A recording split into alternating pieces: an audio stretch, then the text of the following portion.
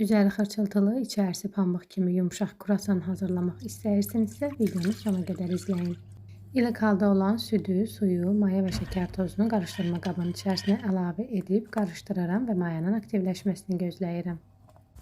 Aktivləşmiş mayanın üzərinə digər ərzaqları da əlavə edirəm, yumşaq xəmir hazırlayıram. Ən son xəmirin üzərinə 50 qram otaq temperaturunda yumşalmış kərə yağı əlavə edirəm və yaxşıca yoğururam.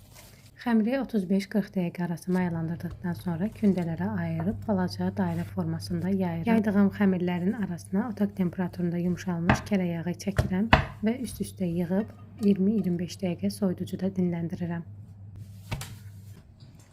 Soyuducudan çıxardığım xəmiri un səpdiyim dəzgahın üzərində əvvəlcə bir tərəfini, sonra digər tərəfini yayıram və gördüyünüz şəkildə kəsib içərisinə qatlaşdırılmış süd yerləşdirib bükürəm. Hazır olan kruasanların üzərinə süd və yumurta qarışığı çəkib əvvəlcədən isidilmiş sobada 180-190 dərəcədə bişirirəm. Hazırlayan hər kəsə nuş olsun.